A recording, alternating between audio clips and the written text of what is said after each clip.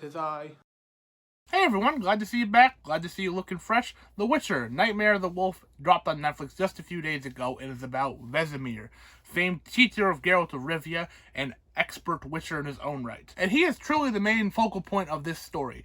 Vesemir really gets to shine throughout this whole film. He really gets to come into his own as his own character, because if you're like me and you adore The Witcher 3, I mean, I'd go as much to say it's my favorite game of all time. I am far from an expert in the entire Witcher universe, so I know Vesemir only as Geralt's teacher. So being able to see his backstory, being able to see his interests and his growth was really interesting.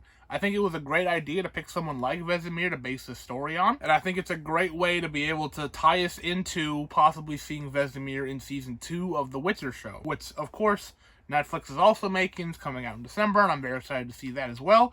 And this movie, while it's quite good, I feel that it does feel more like a appetizer to that show, really than being able to feel complete in its own right. It really feels like it is just here to be able to whet our appetites, be able to remind people, hey, The Witcher still exists, because it's been a while since Season 1, so don't worry, we didn't forget about it. And it definitely feels like if Netflix didn't have the rights to the Witcher series, this feels like something that would drop as like a straight to DVD or Blu-ray kind of movie. Not to say that those movies are all necessarily bad. I think like the DC AMU is a great example of having some real shiners in there. But that's the kind of feeling I'm getting from this. It has a clear anime style aesthetic. It never really succeeds on flourishing up the animation to the point of wowing me. There are moments of greatness in here. For sure, there are some great action scenes, but there are also moments of, ooh, this is really choppy. This does not look great. And unfortunately, that's just kind of what I expect from Netflix. I feel like they didn't want to just plunge so much into this, where they totally could have. And they totally could have fleshed this story out, not only in the animation department, but in the length department. This is only an hour and 20 minutes long. Not much in ways of character development really gets to be felt. Vesemir gets to shine, and that's about it. There are a couple other characters in this as well that I won't spoil. They're interesting to learn who they are, what they mean to Vesemir, what the whole story of them is as well.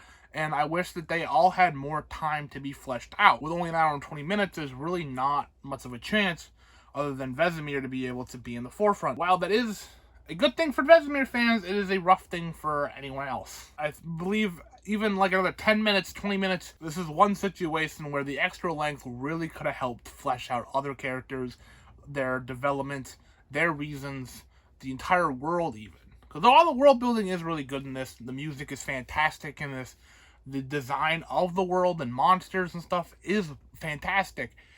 It falters in the story mostly. Not that the story is bad, it's just that the story doesn't have enough time to get there. So I feel like if the story was able to breathe a lot more and the animation was cleaned up a good bit, this really could have been something phenomenal and something I would have praised to high heaven. That's like, this is one of the greatest things. But as it stands, it's quite great even. I'll say it's a great movie. It just doesn't hit the high highs that this franchise is definitely capable of.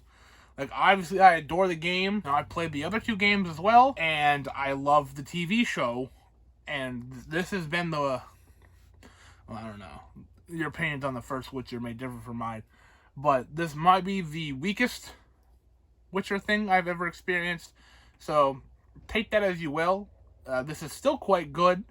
It's just not quite what I expected or what I hoped, unfortunately. So, I would give this a nice soft score of a 7.5 out of 10. I don't give 0.5s all that often because I feel the 10-point scale is quite good, but I'm very mixed on giving it a 7 or 8. So you know what? That's the perfect time to use a 0.5, isn't it? This is a quite well-made movie. The voice actors all do a great job. Like I said, the music, the presentation is there. I wish the animators had more time. I wish the story had more time. This whole production feels like it was rushed. And it's just unfortunate because there is something fantastic hitting within here that could be flourished into something phenomenal. However, it just doesn't get the chance to be that. So that's my thoughts on the new Witcher film. If you've seen it, let me know what you thought about it. And that'll about do it for me.